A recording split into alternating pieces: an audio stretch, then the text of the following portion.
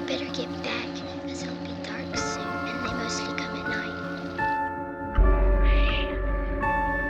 Mostly. Welcome to Mostly Horror. Mostly. I'm Steve. And I am Sean. Dang, you glitched for a second, but I'm sure it's going to sound fine. This is episode. I glitched. This is episode 130. We are now at episode 130. I wonder what it's called when someone is 130. I don't know if anyone's ever actually lived to be 130. Old? Yeah, like when It's people called are old as shit. 90 years old, they're called nonagenarians. And so I wonder what There are names for that? Yeah. What does it mean when you're 30 but you feel like you're 92? I don't know. What's it mean when you're 30 but you got 87-year-old knees? I don't know. There's got to be a name for that one. That's octogenarian knees. Yeah, octogenarian Octos. knees. Yeah. Okay. Yeah, we're also joined by What is it? It's probably like centenarian Yeah. or something is 100. yeah, Centenarian. Centa Yeah, 30 probably. genarian.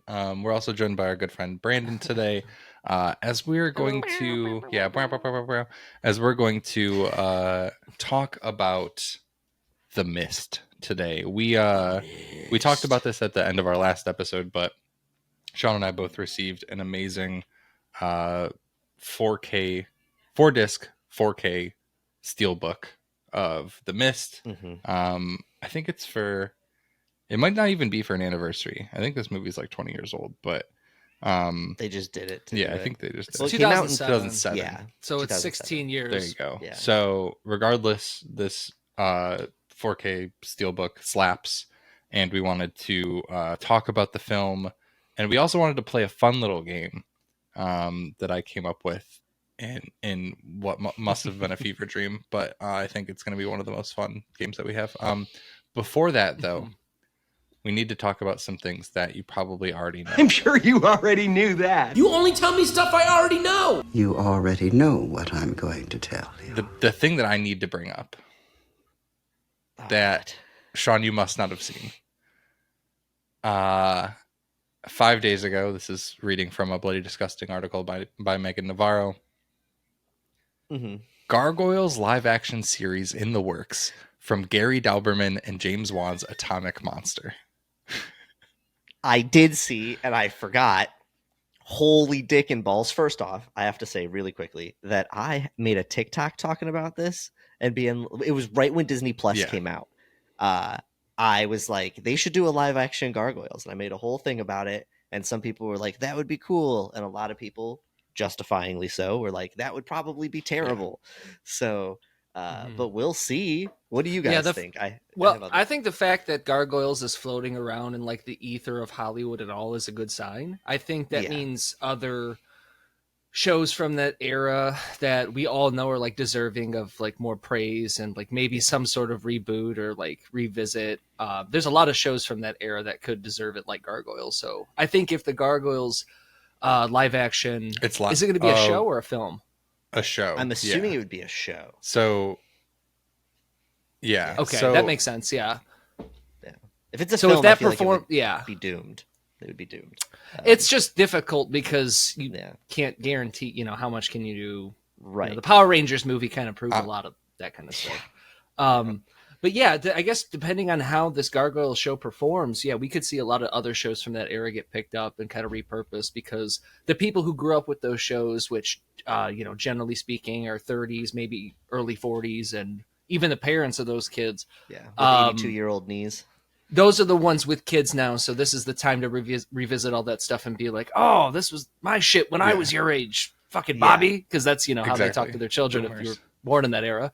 Yeah. So, I'm stoked for it. I think it's a good sign, to say the least. Turning this into live action is really interesting to me because they're gargoyles. And I feel like that's just going to be a hurdle that I'm so unsure about. I also we don't need to disparage anyone here, but like the person who is Gary Dauberman, who is teaming up with James Wan under like the Atomic Monster umbrella. Dauberman previously wrote Annabelle Creation, and Annabelle Comes Home. He also penned The Nun, It does say Dauberman and Wan previously collaborated on Swamp Thing, which I know was short. It had a short run, but I've heard good things about. So yeah, I know someone who's a fan of the graphic novels and whatnot, and they really enjoyed the show. That was the thing is, that's you mentioned Atomic Monster, and it's like, okay, well, that's a very divisive production company, I think, depending on the kind of horror, movie watcher you are. I don't know how shit talky you get on here. That's why I wasn't sure how far you wanted to delve into that. No, but like I think that depending on kind of who's gonna be, is there like a showrunner that they've said, or is it those two? Dauberman. It says Dauberman, or are they will serve just as like writer, executive producer, and showrunner. The most I can say is it has source material, which is a good thing. So hopefully he has a good vision and was like a big fan. So he'll give it a lot more of its like due justice than something like fucking Annabelle Creation or The Nun or whatever. Yeah. I mean, that's.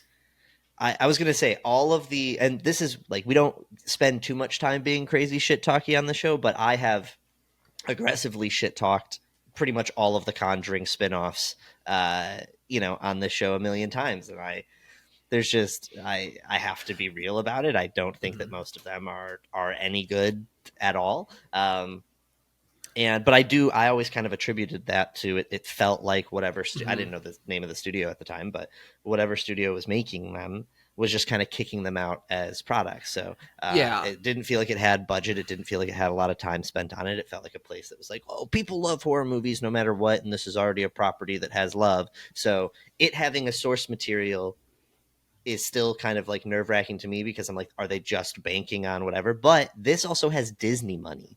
This doesn't have, the Annabelle. I think that's a great point you bring up.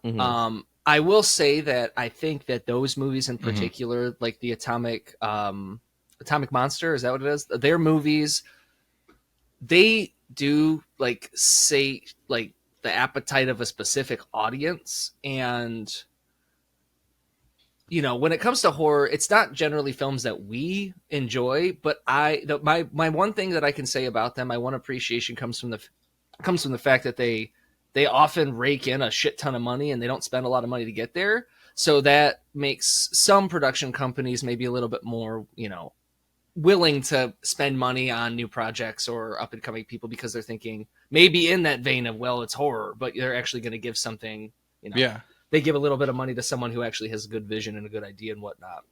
It's difficult. Yeah. But yeah, it's difficult. I agree with you. Like it being an original IP doesn't mean shit if they're just going to kind of go at it as like just this money making whatever. It would be strange to do that, in my opinion, with Gargoyles, just because I don't feel like that's got a whole lot of name like recognition these days. It does sound like a passion project, but I'm just excited to see development for it, and what they end up doing to make the Gargoyles not look like ass. Yeah, that's going to be, and I'm also wondering, are they going to bring back, the cast? I did see that. I was going to say Keith David. I feel like you can't have Goliath without Keith David. So whoever you have visually doing the motion capture and stuff, because I think that's the best way to do these is you cast people to specifically be like a bulk look of each gargoyle and to do the motion capture, and then you design around them. That's, I feel like, the best way to do it to get but I don't know. I don't think that Keith David and Goliath have this like. No. That's what I'm saying is you would cast two people for each character. At least Goliath. You would have, your. That's what they did for Twisted Metal. So there's the new Twisted Metal show that's coming out, and Sweet Tooth is voiced by, I think it's Will Arnett. Oh, it is out. Okay. And his body double is he's a wrestler. He goes by the name Samoa Joe, but that's his body double, and it's honestly like the perfect body for him. And then Yeah, and so doing something like that is probably a good move. And also, it's funny because Jared Kraszewski, he probably did this when he initially heard the news, but he reposted Jared Kraszewski. For anyone that might not remember, we had Jared on. He's a brilliant concept artist who worked on a million movies you've seen, but we specifically were focused on Antlers and Godzilla. Yeah, Mechagodzilla. He did two Mechagodzillas, the one in Ready Player One and the one in Godzilla versus Kong. That's rad. Yeah, so yeah, he posted a picture of some concept art that he had been working on of the gargoyles, rendered Yeah, it out looks super cool. at one point, and that had me excited. So get Jared on it, and Yeah, I think I also wonder if this will be like a Disney Plus series, or if they're just like they got the rights to do this some, because like, oh no, it says they're teaming up to make it for Disney Plus. Huh. All right. Okay, cool. I I was believe about to ask if the original Gargoyles was on Disney I don't Plus. know. I haven't. the looked original personally. Gargoyles. Oh, it is on there now, but Okay. dude, that shit used to run on the. You know how Disney had like Disney Channel, but then they had Disney Channel XD, Yeah, Toon yeah. Disney la la la la la. It ran on one of those. Disney After Dark, Yeah, Disney After Dark. Disney Nights. It is interesting though that this was a series that ran Um, for less than 3 years. Like it had 3 total seasons, and it still has like a great Wow. cult following, which is great to see. It's got a pretty That's- it left a pretty mark. That's what Yeah. happens though, man. Yeah. Like it's the Addams Family show from the 60s only ran for 2 seasons. And the Addams Family is a huge, IP. Yeah. It was a couple illustrations that a comic artist made and then 2 seasons of a show until the fucking 90s. Mhm. So hopefully the series turns out well. We'll hold out hope for a little bit until we see the first Fingers crossed. stills. On that note, we're going to take a brief break for a moment and then come back and talk about The Mist. The Beast.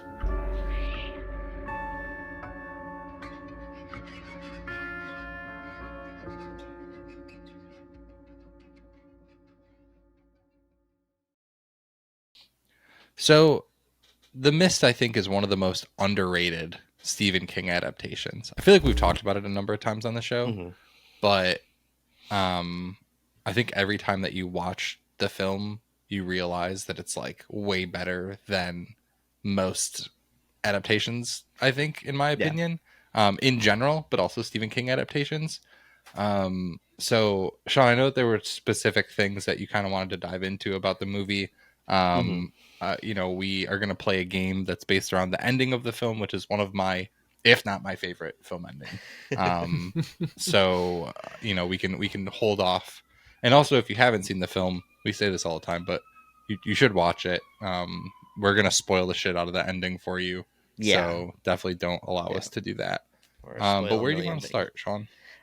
Well, so first I wanted to say that we obviously wanted to bring Coulter on for this episode specifically because I know that we have talked up, we've talked horror movies for years and years, and The Mist comes up many a conversation. Did you get to do a re-up for this episode, Coulter? Did you watch it recently? No, I didn't get a chance to do a re-up on it, but I've seen it a number of times. lot, It's within, it's up there in my top horror film, catalog. So I definitely was happy to be a part of this conversation. Yeah. It's probably my overall favorite Stephen King adaptation. But during this discussion, some may come up that say, "Oh, you know what? That one's probably better." But off the top of my head, there's a lot of really impactful stuff, and I'm a big fan of just the unknown aspect of that film. So Absolutely. Just in terms of adaptations, like I think that it's really hard to say anything is better than The Shining, in my opinion, as a Stephen King adaptation.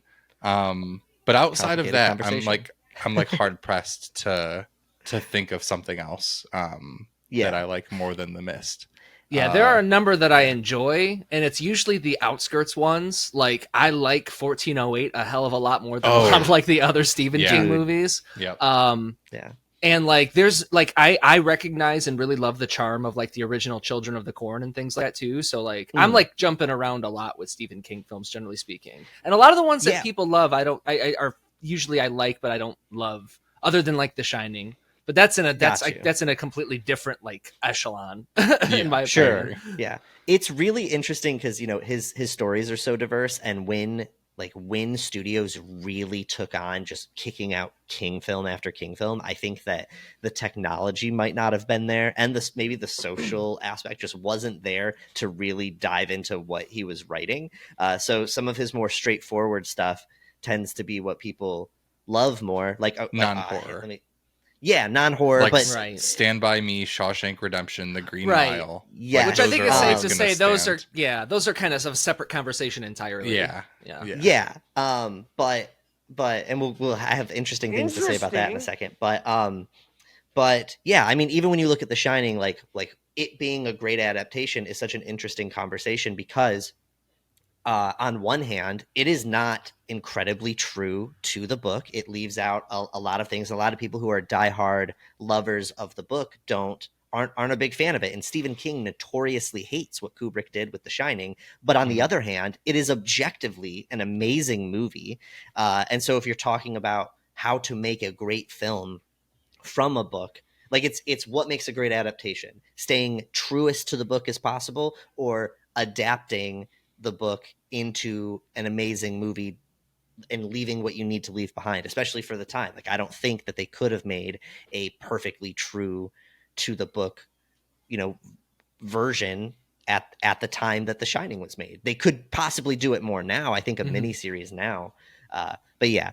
Well, you still got to watch the original miniseries that I do. Oh, yeah, I remember that one. Because people say it's really funny. I was just watching Celebrity Jeopardy, and Steven Weber was on, who's an actor he's been an actor for a really long time, but I'm not really familiar with his work. And I looked him up, and he played Jack in the TV miniseries. Very cool. And I was like, nice. Oh shit! And it just got me thinking about that. So I just used a clip from it in one of our clips promoting, the show and promoting an episode when we had Carter Smith on, because we talk a little bit about The Shining and stuff like that in there. But I need to actually watch the TV movie that they did, miniseries that they did, because I just never got around to it. But okay. So talking about Stephen King adaptations and some of the ones that people think are the best, we're just going to lay a little bit of groundwork. So The Mist is based on a 1980 novella that Stephen King did. It was originally a part of a Dark Harvest anthology. I should know that exact thing. It was a part of an anthology, a collection with other people, but then was eventually reprinted in the Skeleton Crew collection of short stories that he has. Yes. And it was slightly edited for that. But back in 1980, a aspiring director named Frank Darabont read The Mist and absolutely wanted to make it into a movie. He wanted it to be his directorial debut. But he didn't end up getting to do that. Instead, his directorial debut ended up being The Shawshank Redemption. Damn it. Fuck. Right? Waste of potential. And after that, he was like, oh, well, I'll do The Mist this time. And he still didn't get to do it. So he made The Green Mile. And this guy just fucking, he only like, misses in my book, man. This guy just, dude, made two of the greatest movies, like pretty much right off the bat, both King adaptations. Yeah, undoubtedly. And off-skirt King adaptations at the time. Like now they're, common, whatever. But for King fans, it wasn't like the most obvious picks at the time. And I would argue that they're two of the greatest movies ever made. The Green Mile is my favorite King adaptation, just like in general. That's fair.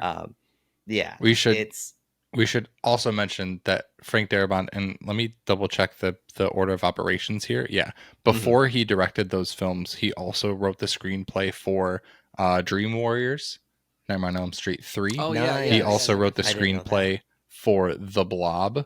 And while it's not as good, the 80s Blob, the 80s Blob, the 88 Blob. Yep, I love that movie. And then it's obviously not the original movie, but he did The Fly 2. He wrote that as well. So just something to mention here.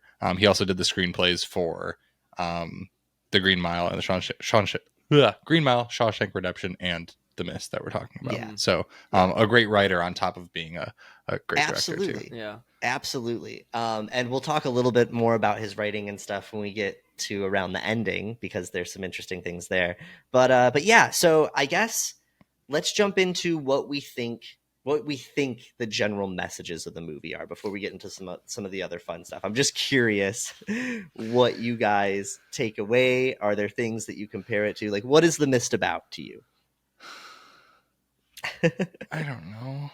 Really? I didn't know so we were obvious. doing a dissertation, Sean. No, dude, yeah. It's really funny because when you watch The Mist now, you see like America reflected. Yeah. More so than I Yes. think I ever did when I first watched it. But from the seemingly what would equate to right-wing people kind of grouping together and being afraid of the things that are the unknown, to the hyper-religious woman who is, in my opinion, one of the worst villains in any film ever. Yeah. I think that it just shows like, kind of mass hysteria. It shows fear of the unknown. It shows religious zealotry, in its worst form. So those are, I guess I don't know like what the message is. Like it's kind of like a nihilistic. I mean, with the way that the film ends, it's like, it might as well have been an H.P. Lovecraft novel. Like it's all for naught, and like, everyone dies, and well, not everyone dies, but loved ones die for no reason. Like I think a message that kind of plays off of that, Steve, what you're saying is like when you feed into this insanity, when you feed into this like these kind of crazy people, whatever you equate that as, in this case, these kind of religious fanatics, these the metaphor for conservatism or whatever in America, when you feed too much into that and you play off of that and you let it kind of consume thought around you, it kind of forces you into difficult situations that can turn into like catastrophic consequences. So it's like one of those things where it can have lasting consequences on you and the world around you if it's left unchecked. That's kind of 100%. The messaging that I get from it, in a sense. Yes, I would agree. It's also just in general about what ordinary people are willing to do when put in extraordinary consequences, and what fear can turn us into. It is a monster movie, but it is about the monster that is us, bringing out the monster inside of us, the way that we turn on each other, the way we can create a sense of self-importance that is beyond like thinking that we are God's vessel, and doing whatever we think that we need to do to put us above other people so that we're not the ones suffering in this moment, in this like terrible situation. That's why people end up sacrificing people, to avoid their own pain and stuff due to fear. It's directly parallel. I mean, Frank Darabont even talks about this, but I think it's clear as day. A lot of inspirations and stuff that he saw, at least in his adaptation, where the monsters are due on Maple Street, the famous Twilight Zone episode, written by Rod Serling. Where Coulter, are you familiar with that episode? Oh, refresh my memory on that one specifically. The episode where basically a town of people are all like outside enjoying their day, and a meteor flies over. And when the meteor flies over, things start getting weird. Like all of a sudden, all of their power goes out. But then one of the neighbors' lights come back on, or one of their car starts. And it's just certain things happen that start singling out individual people. And a little boy recommends or says, like, I read this in a comic once. It's aliens from another world. And so they're trying to figure out who the alien is for no reason. The only thing that has happened in this episode is that power has gone out and some tech has been, faulty. But by the end of the episode, everyone is tearing each other apart, and it's all about the fear of the other. The othering. And it ends up just being like people controlling them, right? It's like a test, kind of. Sorry. So the end of the episode, it is aliens. It is aliens. And they're just like writing notes down, and they're saying like, one of them's like, all of this over some faulty whatever, and he's like, yeah, all we have to do is put them in the dark for a little and mess with their technology, and they'll eat each other, and we'll destroy. This is how we're going to conquer the world. And I like your transatlantic whatever it's called, the way that people that's kind of how he talks. That's kind of how he talks, because the episode ends with him. They're walking up the steps into their spaceship. It's one of my favorite episodes. They walk up the steps into the spaceship, and he's going one after the other. One after the other, one after. He says it like 6 times, like just saying, we're going to go town to town and take over this planet just by fucking with their shit.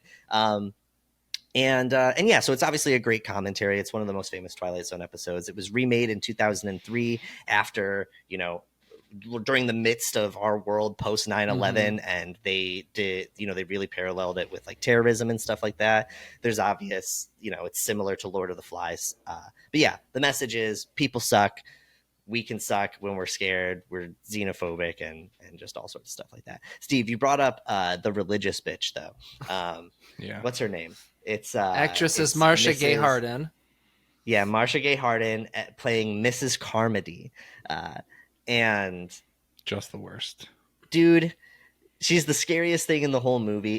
If for some reason you weren't fuming with hatred just during everything else that she was doing, I for some reason when she starts drinking that milk, I'm like, someone shoot her right now. It drives me fucking nuts. It's the way, I mean, she's bad enough just by herself at the beginning of the film, but once shit really hits the fan and you get to kind of the middle of the second act and she has a lot of people on her side, that's when things become really scary and like really like fuck. And that's when frankly I was reminded of like the way that things are today, like just seeing how quickly people will get behind like a demagogue, a scary idea. Just like talking about shit that doesn't even make any sense. It's Right. insane. And the movie does it so well. It's just 100%. It's done so well. That's very lined up with what Coulter was talking about a minute ago. When you feed into these ideas at all, they can grow and become incredibly poisonous very, very fast. But I love how the immediate hypocrisy. So when things really start hitting the fan, there's that scene where Mrs. Carmody is in the bathroom with the candle and she's praying. Mm-hmm. And she's in that moment, it's almost like a connecting, like you might have been frustrated with her as like the religious nut for a little bit, but you see this moment and for a second you almost like understand her. You're like, okay, I don't believe these things, but it seems for a second like she's being kind. She's like praying to God. She's like, if I can save any of them, even just one. And you're like, okay, maybe her heart's in the right place. And then she immediately walks out of the bathroom and is shown actual kindness from a stranger, which is what she's, pretending to be and preaching about, is shown actual kindness and immediately spits in this person's face with no justified reason whatsoever. And so I just loved that, because she's a bitch. She's pretty horrible.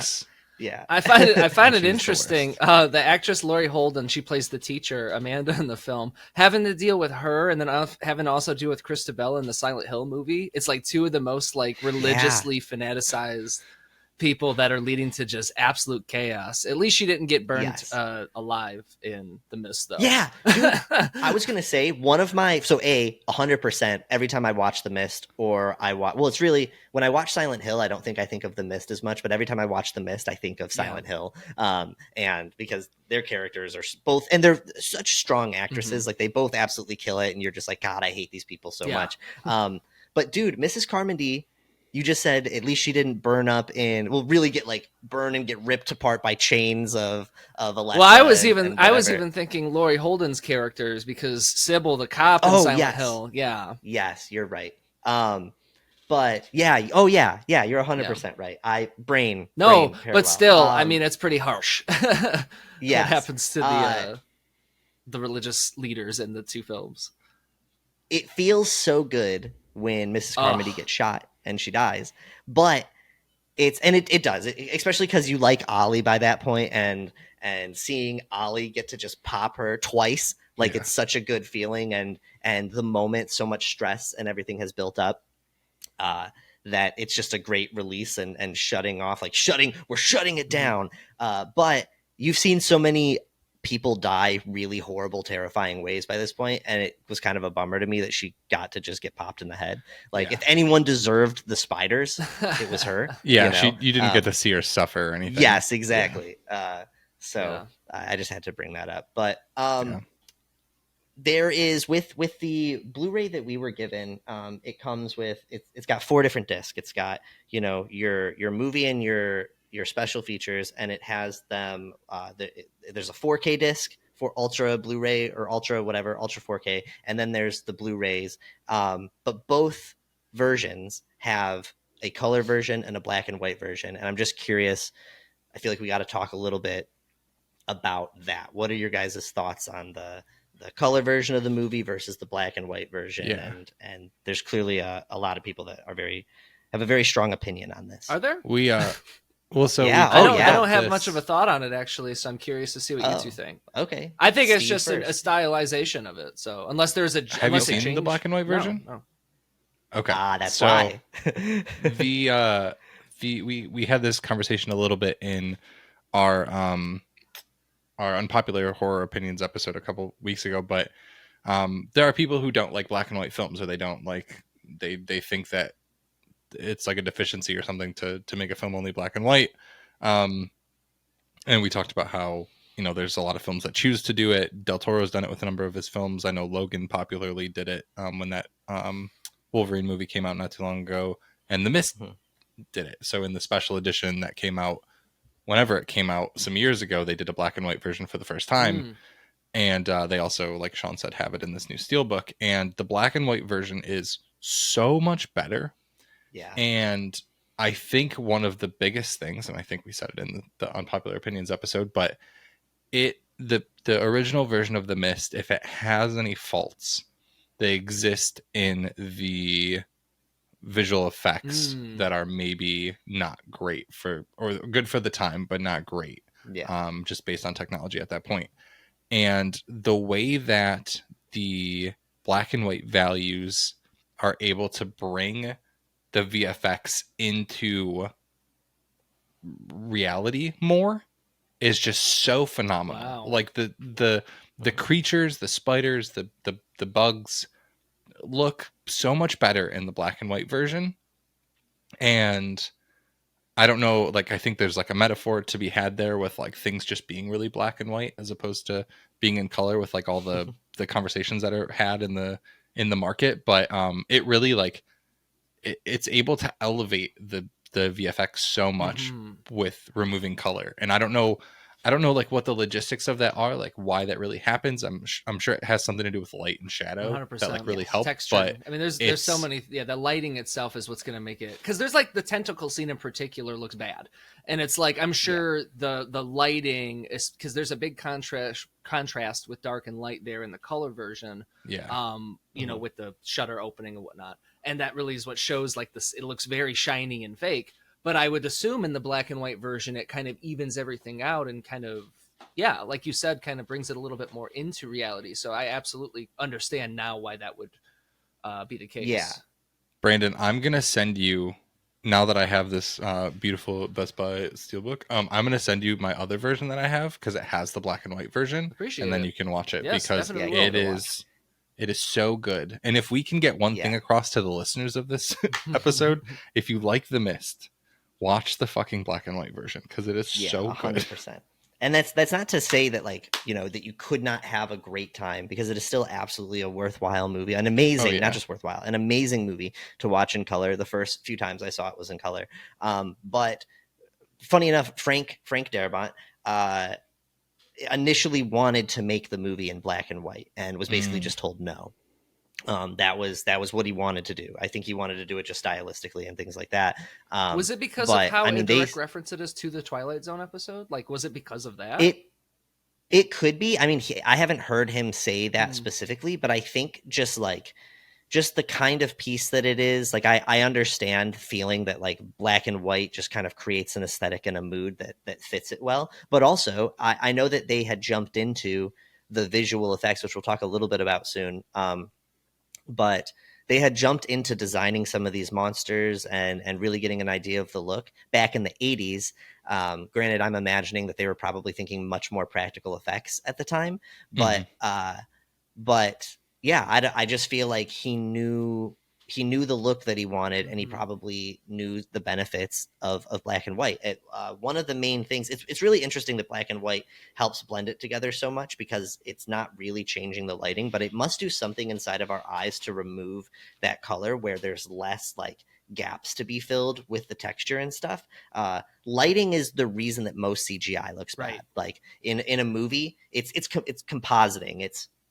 It's blending the digital at like the digital, what's the word? Just the digital things that you have, assets that you have into the live action shots is really hard in matching that lighting. And so there's a whole team of people that are just focused on compositing. People think that like the designs of a creature aren't good or that the animation isn't good. And a lot of times those can be spot on. And it's just that the people that did your texturing and your lighting, your compositing, just weren't able to nail it. And it's usually budgeting reasons and stuff like that. But yeah, dude, the black and white version just completely hides that. I definitely, I'm excited to see all of it. I can just imagine a lot of elements, even kind of like, you know, it being in such tight quarters, the claustrophobia heightened because there's not as much depth because of the color, and just like the chaos it becomes a little bit more like blurry and like rushed together looking, you know, in the scenes where they're, you know, running through the supermarket and things like that. So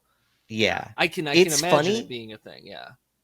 This is making me realize now, with what you were just saying, I think that it also helps to the other world, like feeling isolated in this other world, and especially like in this mist. Something about removing color is great. But I was thinking about the beginning of the movie and how like it's not necessarily needed there. I almost wish there was a reverse Oz effect here, where the movie started in color, and by the time the mist has like fully rolled into the market, that it's gone black and white. And I think if they were to do that over a very like the slowest, where you weren't even noticing it, you know, until one scene, you're like, wait, how long have they been bumping the color down? The saturation. I think that I mean, that's definitely that would be a very fun and interesting way to, especially because probably once it's black and white is when everything would be super heightened in the film. So that's what he would want. As soon as he goes, there's something in the mist. That's when things are black and white. Yes, that's cool. With that though, I want to talk a little bit about, you know, because we're talking about how the black and white helps the CGI and the monsters. We'll get to the game soon. I just have a couple other things that I want to say. I'm just curious about your guys' thoughts on the monsters themselves, and also how familiar either of you might be with the little novella. Not at all. Actually, not too familiar with the novella whatsoever.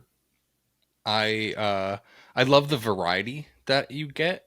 I think especially once you're out of the supermarket, and you start to see like, because really with the supermarket, it's just like bugs. It's the spiders and it's the like giant cicadas or whatever they are. Like that's kind of it. And so I think once you get out of there and you see like, oh, there are again like Lovecraftian-esque looking monsters out here. Like the scene where they're driving the car and there's just the huge fucking behemoth. That's what it's essentially that's walking. I think that's its name. That's what it's referred to as. Yeah, like the behemoth. That part is just like, oh shit. Like it makes you realize like there's just more going on. And I guess you do get the tentacles at the beginning, so there's just a cool variety. Like it's like an undescript, you know, it's just a portal to another world has opened, and it's just all the worst shit coming through. The novella, and I love that. The novella has a beautiful description of the behemoth. In the novella, it says, "It was 6-legged. I know that. Its skin was slaty gray that mottled to dark brown in places. For the moment, it was over the Scout. I think that's the car. I had an impression of something so big that it might have made a blue whale look the size of a trout.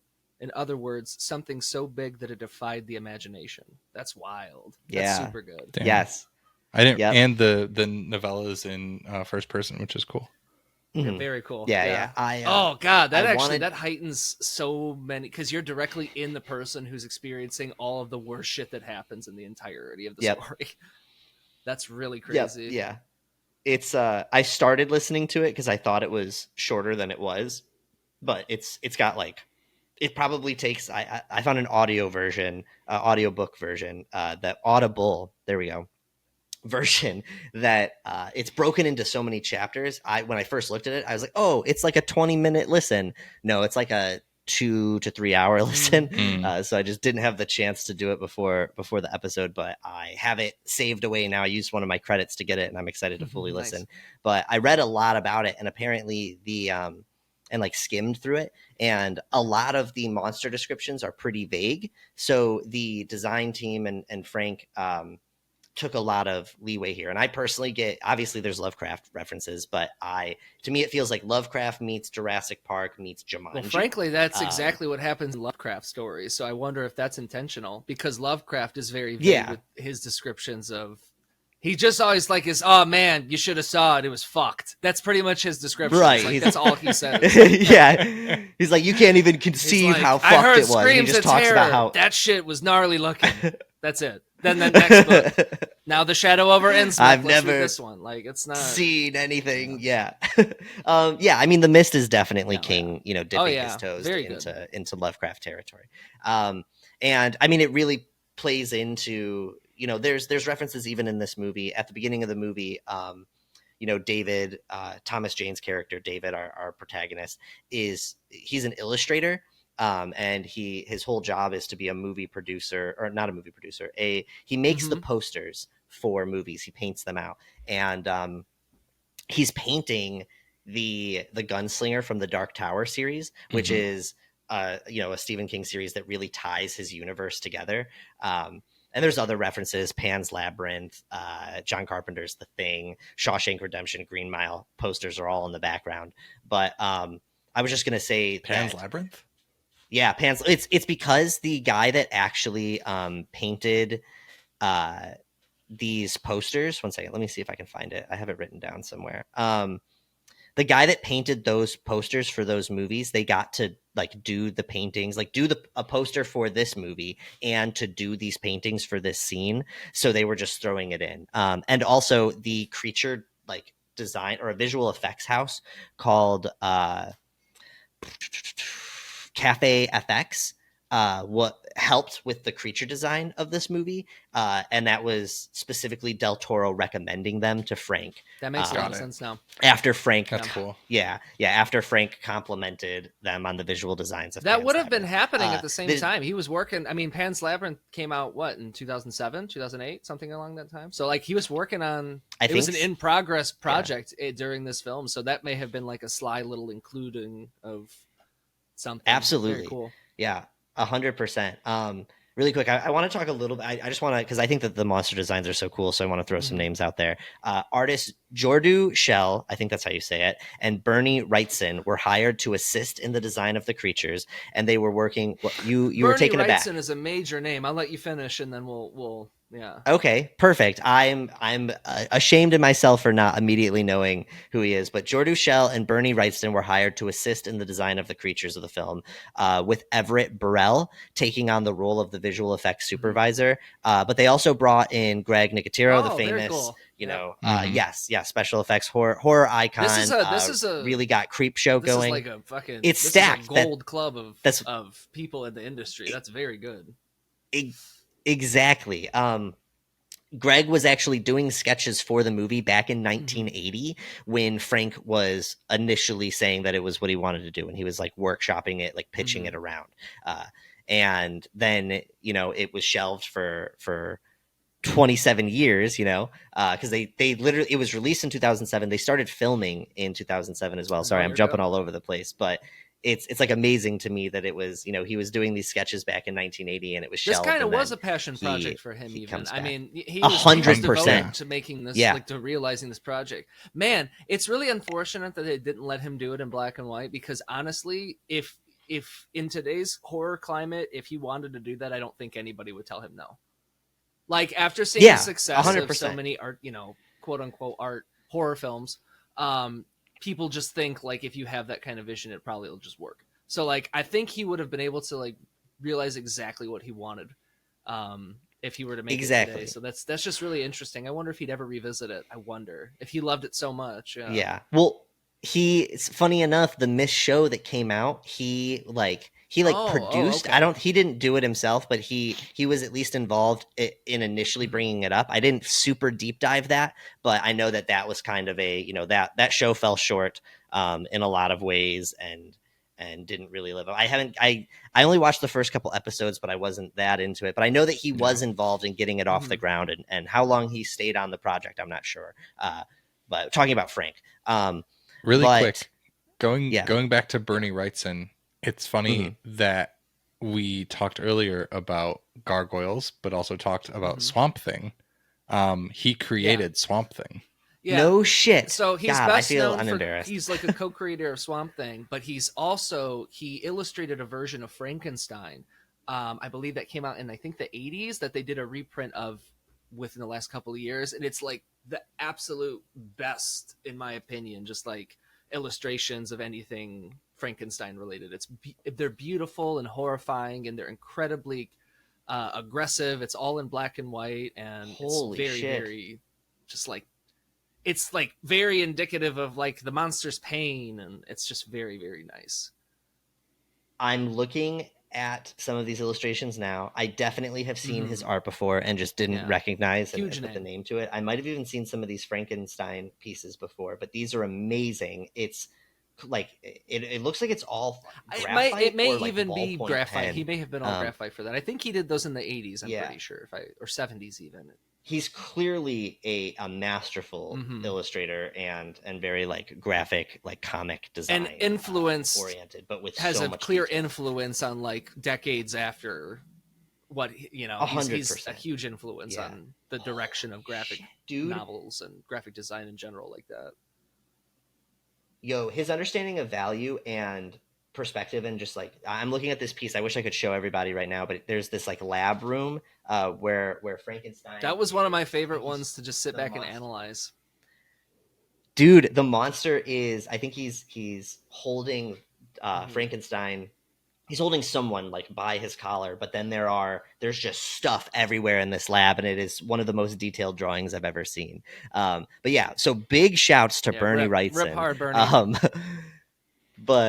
But yeah, so basically when the movie was finally greenlit, Darabont, Nicotero, and Burrell collaborated at round table meetings with the folks over at Cafe FX, which was the studio that was recommended to Darabont by Del Toro himself because they did Pan's Labyrinth.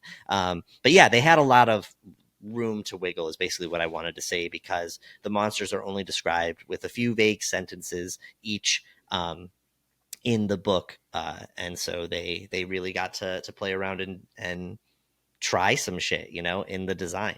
And you say it's a bummer that they didn't let him shoot it in black and white, because obviously they would have made different choices even in how they shot it and how they lit it if they knew they were doing black and white, as opposed to doing a black and white version of what they shot later.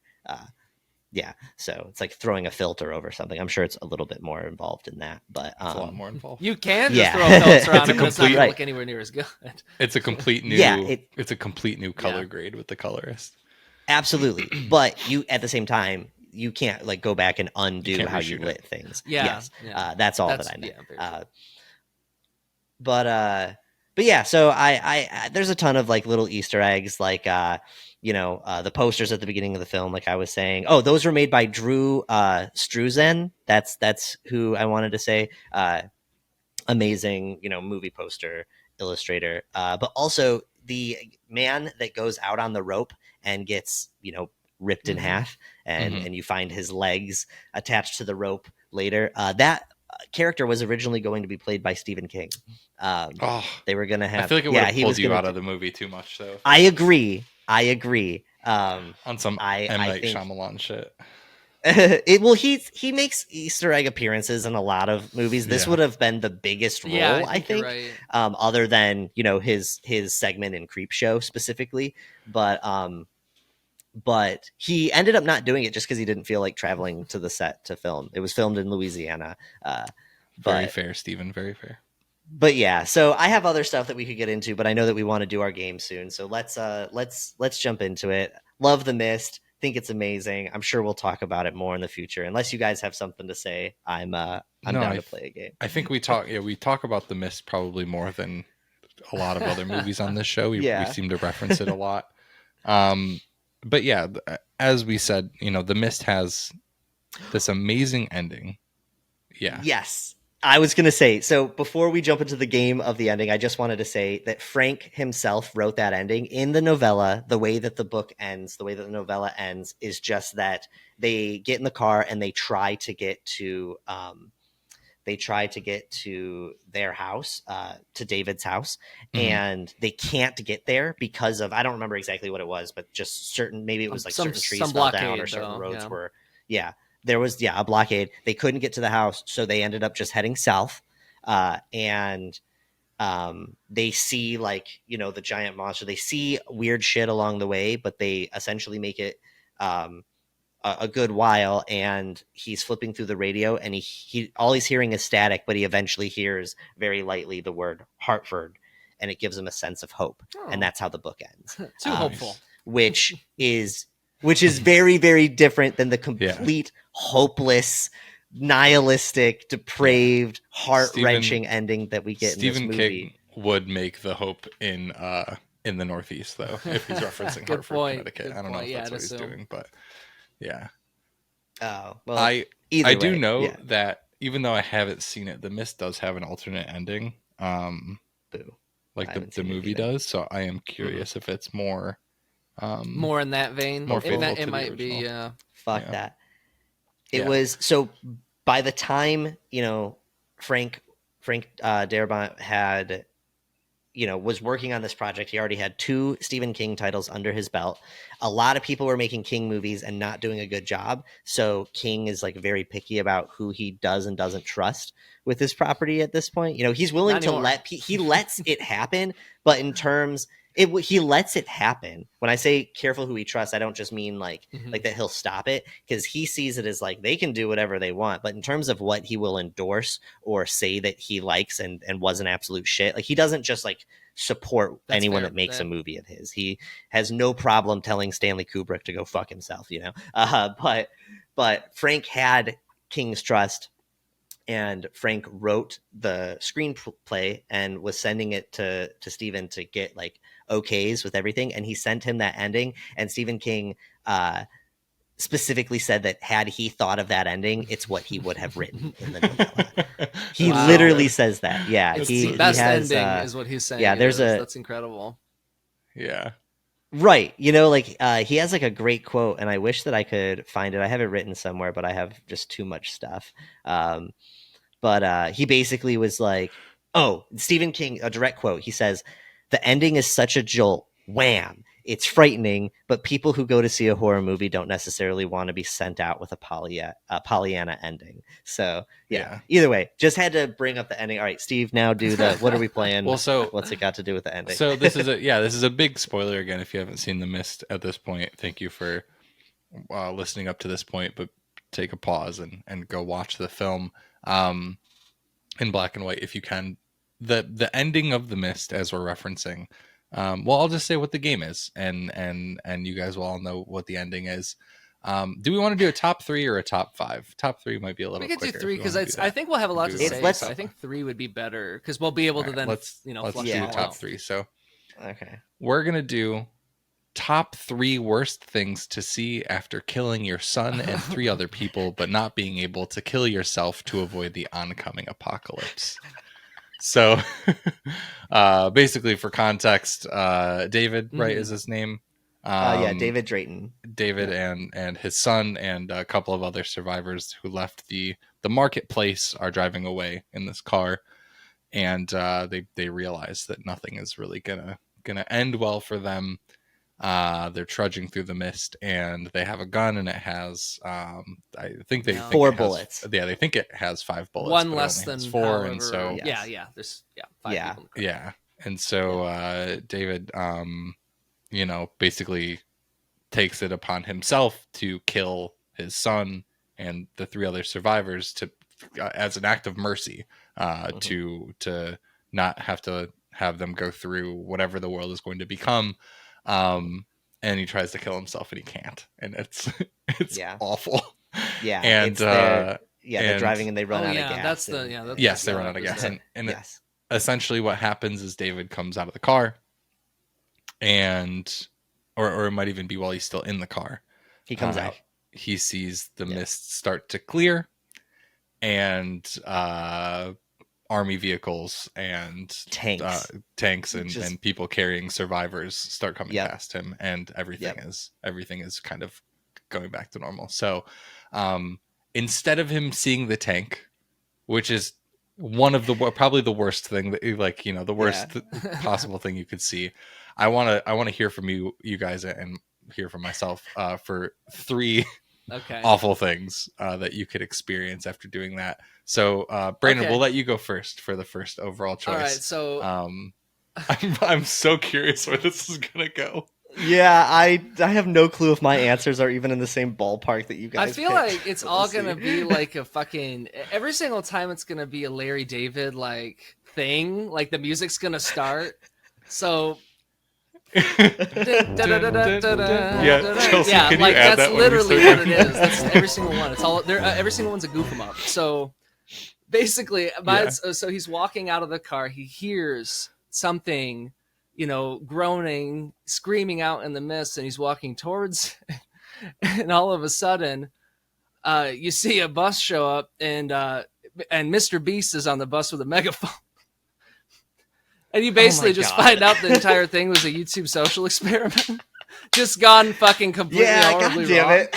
And he's like, this is not going to look good. He's like we all know he's already like running from the IRS. There's something weird about his taxes. So like having a couple of deaths on his record's not going to help things. So yeah. Oh my God. I think that makes sense. A suitcase I think full of Mr. money. Beast and his goon squad showing up and showing that it was just a fucking social experiment I'd be upset. Wow. Yeah. That's a good one. It makes sense. I mean, I was just at the store the other day and saw like 3 different Mr. Beast candy bars. So the next step is obviously pulling something like this. I would just like shotgun 3 cans of Prime and have my heart explode. That's like the only way to end it after that.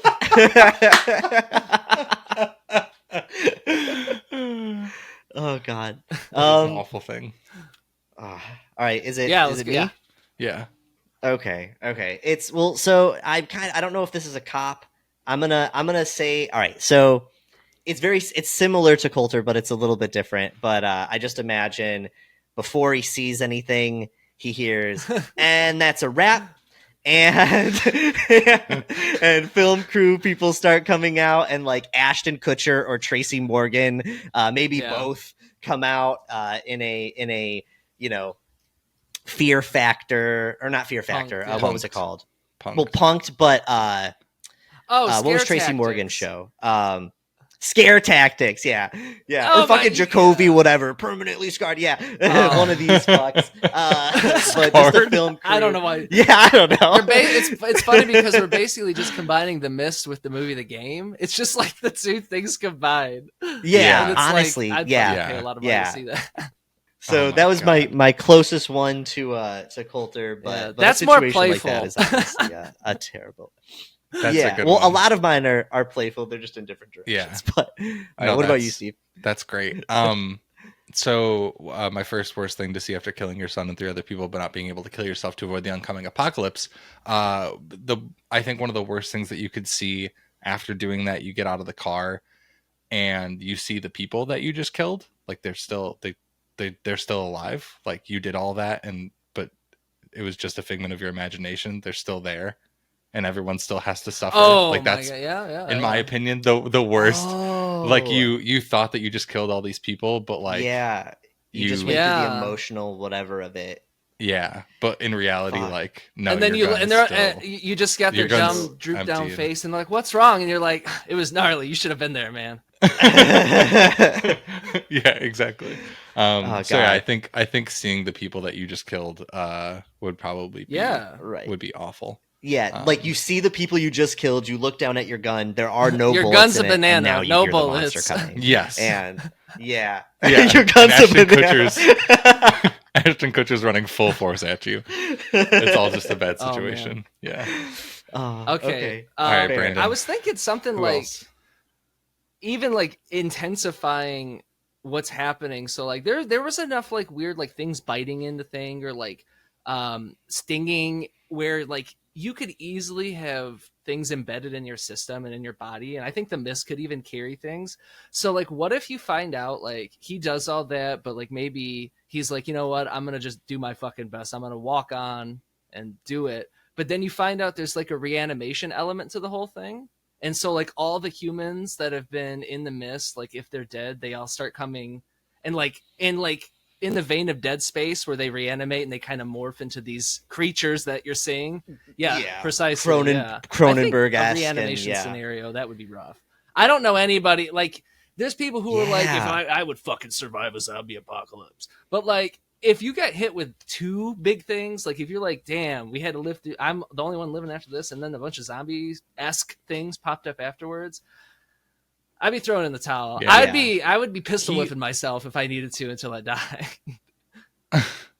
Yeah, he already was trying to kill himself. So at this point, it's just like further, like it's just the worst case scenarios. All of these. Jesus. Yeah, and adding that, like, you've already had to watch the people that you love and or know or just care about, be ripped apart, eaten, stuff like that, and to now see them become a part of the problem this late into the game, to see them transform into something like that would be fucking terrifying. Yeah.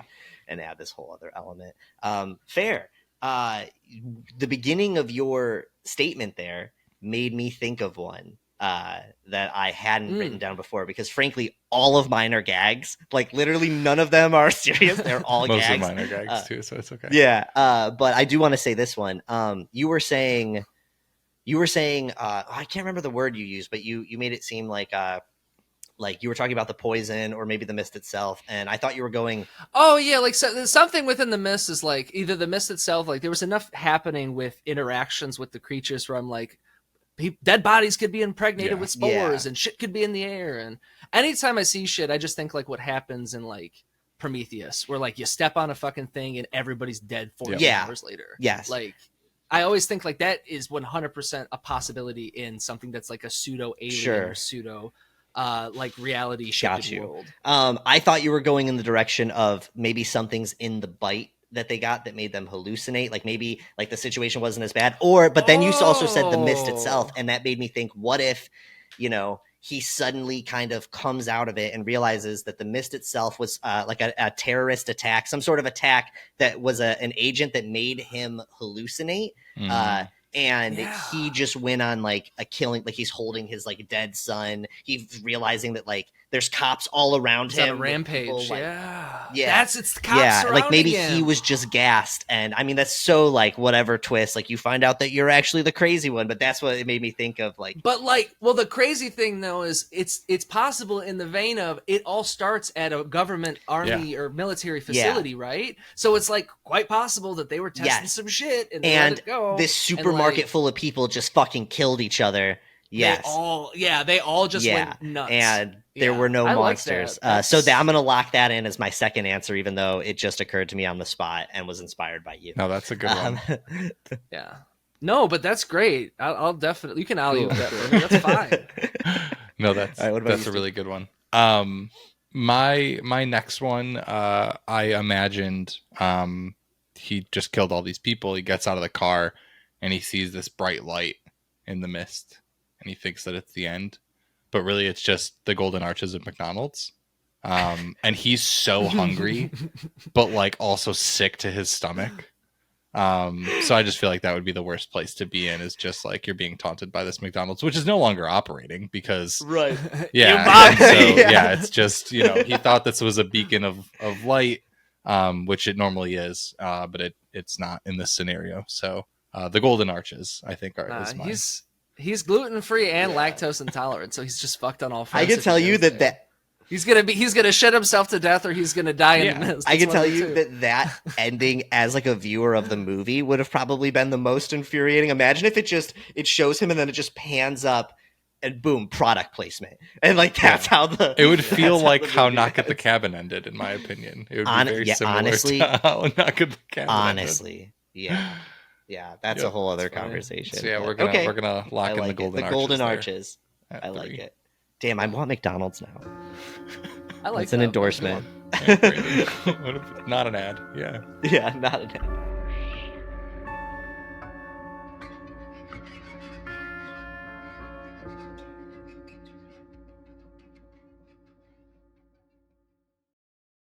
ad. So mine kind of is in the. So this is 3 of 3, right? Yeah. So my last one is kind of in the vein of how this video game called Prey opens up. There's this game that came out a few years ago, maybe 6-7 years ago now. It's called Prey. It's a reboot. It's technically a reboot of an old game called Prey that was made maybe a decade or so earlier. And it takes place where, you start as I think you're aware that you're either a scientist or like a doctor of some sort, and it's in the future, and you're like operating in your day, and basically these things start happening. You start realizing that your day is kind of just like restarting and recycling itself, and you start becoming like aware of that, and basically you discover that the world around you is a complete fabrication, and that you're part of an experiment, like an actual science experiment that's like testing things, blah blah blah blah. But I was thinking something like that, where you realize like at the end of it, like a reset occurs or something, and you're part of an actual like science thing where they try to, every single scenario involving either these aliens or this otherworldly presence, they just like, you're always the central figure, and they put you in it, and they're like, what happens if we do this and this and this, and you have to relive all these different scenarios, revolving around the mist. And he's got to do it all over again. And yeah, he's got to just keep doing it. And he becomes sentient of the fact that he has to go through like intense, endless mental and psychological It's the trauma. character David Drayton, who exists in some weird parallel reality that is Stephen King's mind, as Stephen King is writing and rewriting the story. Yeah. I'll even go one step further, and I'll say it's the actor Thomas Jane who has been captured, is trapped, and he's I'll even go one step That's further. a Twilight Zone episode if I've ever seen it. Yeah. Am I frozen? Like Am I frozen currently? Yeah. Visually, yes. It's a good shot, It's a great shot. But yeah, definitely Groundhog, you realize you're Groundhog Day in, and you gotta fucking do it in a bunch of different ways and a bunch of different configurations. Okay. That would suck. I like that you used Prey as the reference Right. at the beginning when you could have just said Groundhog's Day. That's true But too. It wouldn't have been as flavorful. Yeah, no. I know why my video turned off. I think the battery in it died. No big deal. Gotcha. Got it. It's all Okay. good. Yeah. All right. Me? Is me? Yeah, Sean, it's yours. All right. So this is tough because I got a bunch of gags here, and I'm just trying to figure out what one I want to lay on you. I think I'm going to go with this. So The Mist came out in 2007. I was thinking about what was happening in 2007 a lot. Like what were things that were going on? And I'm pretty sure that was like the peak time period of flash mobs. What if a flash mob just started right at that moment? And it's always the worst songs. It's like some Bruno Mars. I don't think it was Bruno at the time, but like, I think I want to marry you, or like moves like Jagger, some shit like that. And they all just start dancing, and these are just people that don't even realize what's going on. They, but yeah, flash mob. I would be visibly upset if I don't think I'd be able to gun, contain that rage anymore. I would put the gun back in my mouth and just start empty clicking. I don't know, man. I might be scrambling for another clip and just come here, fucking flash mob. You just pissed me off too much. Oh my god, that's really I'm good. gonna throw I like honorable that. mentions later. I'm gonna rapid fire some, but I gotta hear the rest of your gags. Yeah, Can we get a clip of Steve saying, "I gotta hear the rest of your gags, please"? Yeah. Chelsea, can you isolate that and send it to me? Can we isolate that to audio? use? Can we send that to Congress, please? Why? What?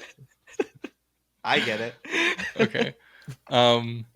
Anyways, mine is gonna be really on the nose, but I feel like one of the worst things that you could see after doing all of this, not being able to kill yourself, would be God. He's like, you see, he's responsible for all of this, and you probably aren't dead, but you're just having to confront that. This kind of just leans into the nihilistic factor of this whole film, but just knowing that an all-powerful being made all this shit happen on purpose, and you're just an ant in an ant farm. Yeah.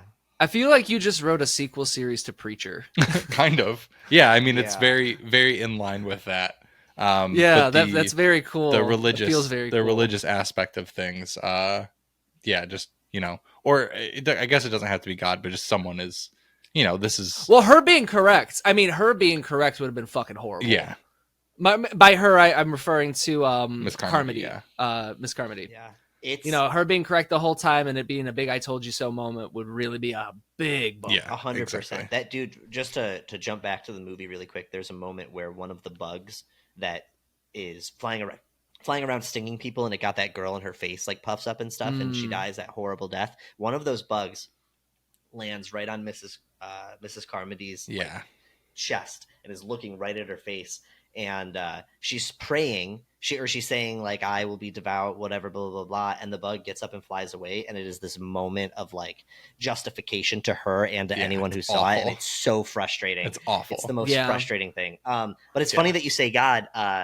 In prepping for this episode, I was listening to different interviews and breakdowns and stuff, and I apologize that I don't remember exactly who this is, but I'm pretty sure it was either Frank or King himself in coming up with the idea for the mist had like a dream about like this great mist, and looked out and saw like this god-like being, like God, and it was basically just like he saw like legs that went up so high into this mist that that's all you could see.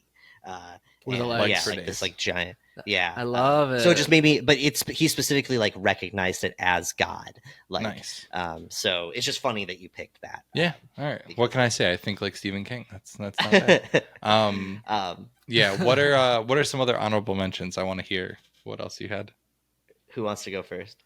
I don't have. I got a few. I think it's all right, dude. I got it. All right, you ready? I'm just gonna. The only other one that I was gonna say is a mirror. I don't know if he'd like looked at himself, in a minute, and I feel like it would be awful to just like see the state that he was in after doing all of that. So just like a big mirror. But you never do that on an acid trip, man. It fucking freak out, dude. You got to talk me down, man. But all right, here's some of the other ones I wrote down. If you want me to explain some of them, then I can. But I wrote the Oscar Mayer Wiener hot dog car just rolling out of the mist.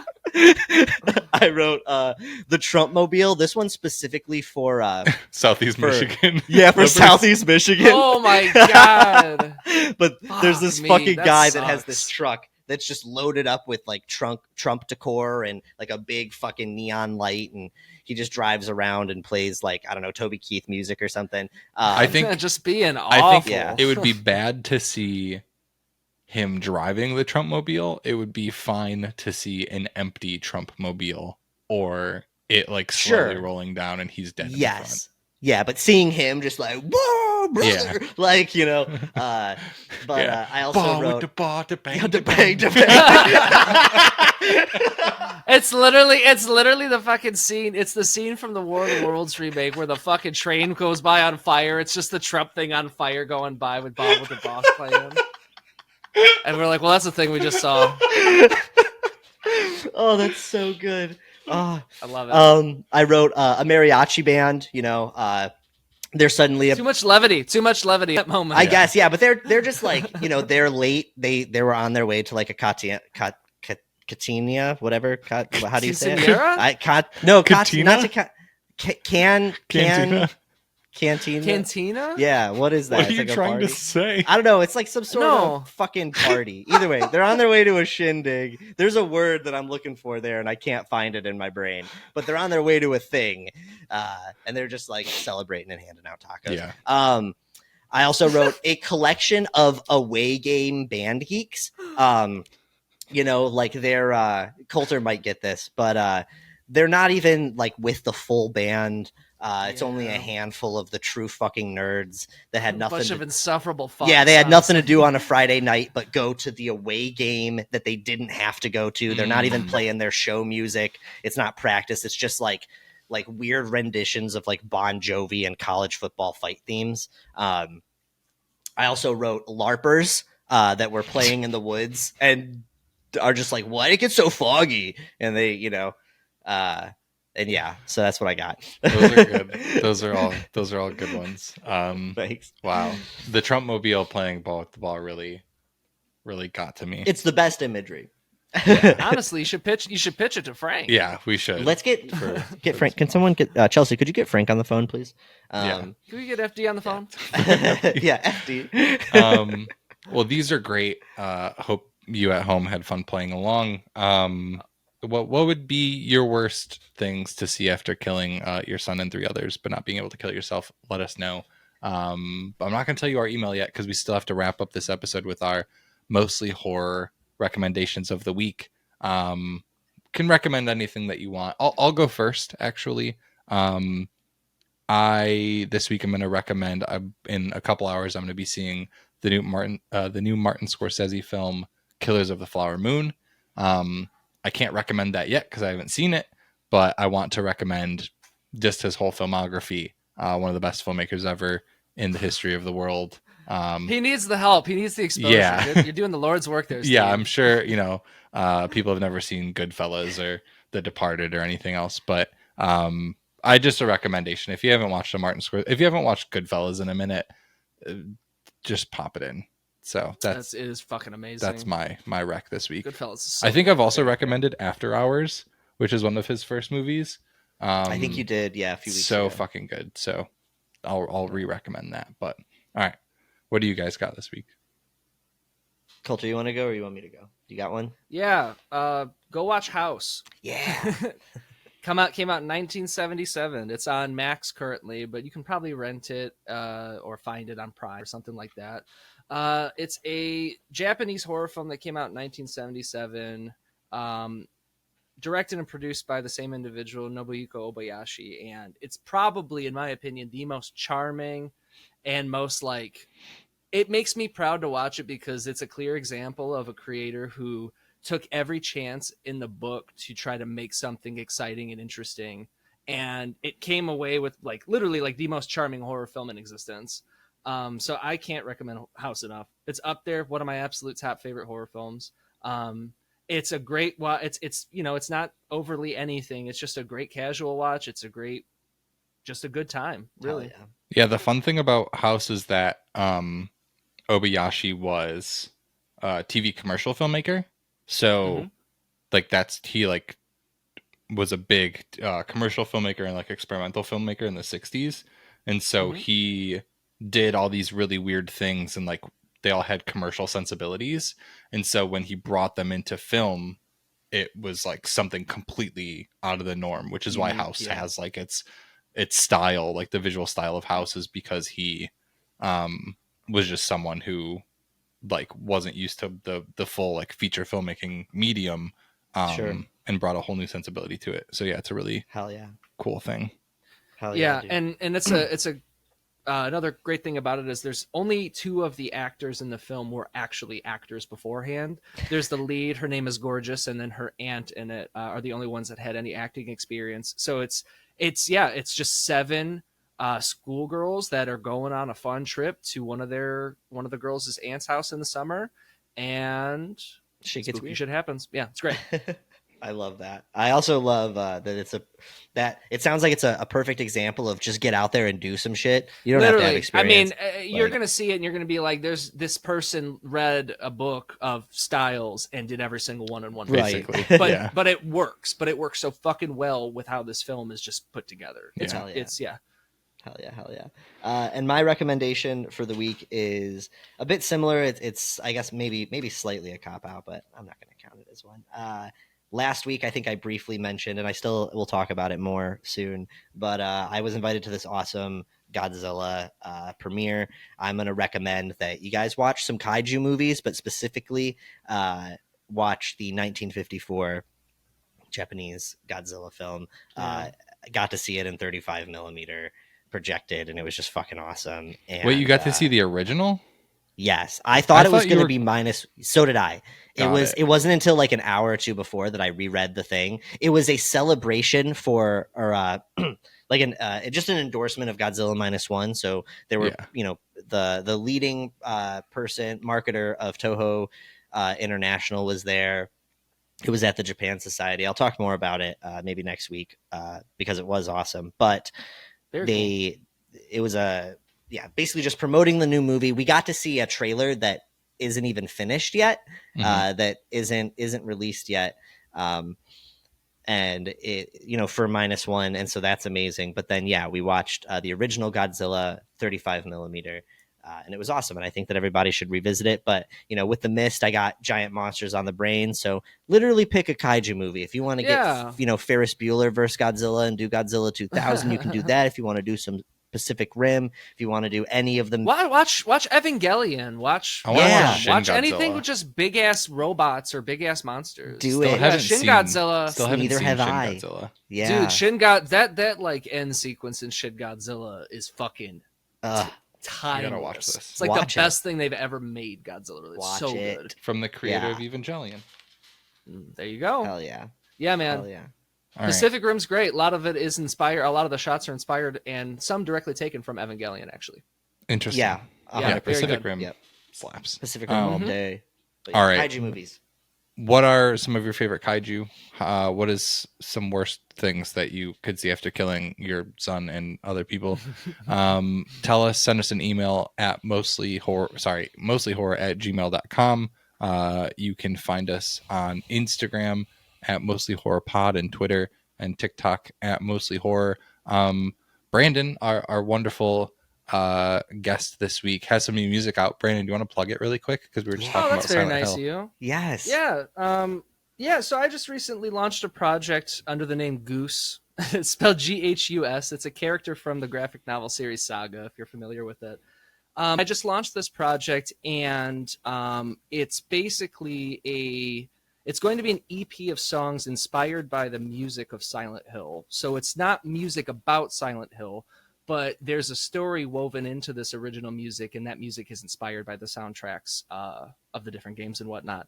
So yeah, you can find me on Instagram at goose_music, so GHUS_music. I'm also on Spotify, Apple Music, I think YouTube and everything across the board.